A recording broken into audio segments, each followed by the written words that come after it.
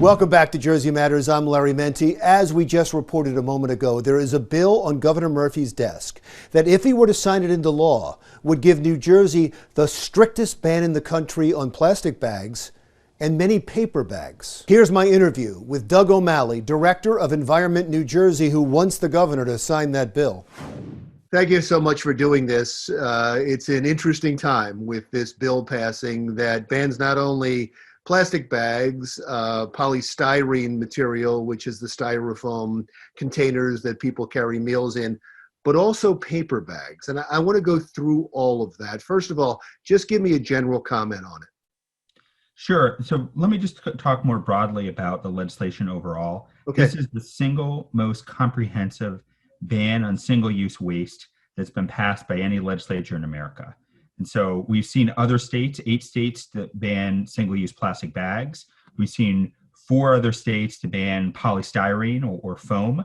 And we've seen states to restrict straws, but we've never seen a state to take all of that under one umbrella, plus the ban on paper bags at large grocery stores. So we know we have a waste problem in this state, and certainly a plastics problem along our shore and in all of our communities. And this is a national bill that sets a landmark for action. And so we're incredibly proud the legislature acted, and we're urging Governor Murphy to sign the legislation as quickly as possible. Does it set a landmark for action, though? Because there seems to be just as many states or just as many people on the other side of the issue. For instance, Florida has a bill that says that no municipality in the state is allowed to ban plastic bags. So there certainly are two sides to it. So if it's a landmark for action one way, it's going to be landmark for action the other way. Is that correct? Well, I mean, I think I would kind of disagree a little bit with that, Larry, because the reason why we're seeing this legislation pass, and note this legislation passed with support of the New Jersey Food Council, which represents grocery stores around the state. It passed because we had more than 55 towns around New Jersey that passed bans on single-use plastics. And those towns acted because the legislature wasn't. And they were sick and tired of having single-use plastics end up on their beaches and end up in their communities. And it ranges from small towns like Beach Haven and Avalon to Hoboken and Jersey City. So really the legislature is acting because towns and the public demanded more. Did the legislation go too far in having paper bags involved? This is starting to move towards a more reusable culture that we think a little more intentionally about where the things we use for 15 minutes go at the end of the day. And that's why it's really critical that this legislation also includes that provision that bans paper bags at large grocery stores. Because I do think people will say, well, why do we need to do that? And there's a very simple reason, because if we just ban single-use plastic bags and if the question goes from paper to plastic to here's your paper bag, obviously the use of paper bags is going to skyrocket. And we're asking people to make a simple choice, which is to use reusable bags when they go to the grocery store, ideally everywhere, but certainly when they go to the grocery store, and to carry them with them. Yeah, you talked about the plastics and the chemical industry being one of your adversaries. Now you have a new adversary. You have the paper industry and you have the lumber industry. I want to read you a quote real quick. This is Heidi Brock, the president and chief executive of the American Forest and Paper Association. She says the New Jersey legislature has undermined an environmentally responsible option for consumers. Furthermore, she goes on to say that the ban on paper bags sends an alarming message in devaluing family wage jobs, which are often labor jobs in addition to union jobs, in addition to the indirect jobs supported by the paper and wood products industry in the state. So she claims that this has far-reaching effects, more than just some litter that is recyclable.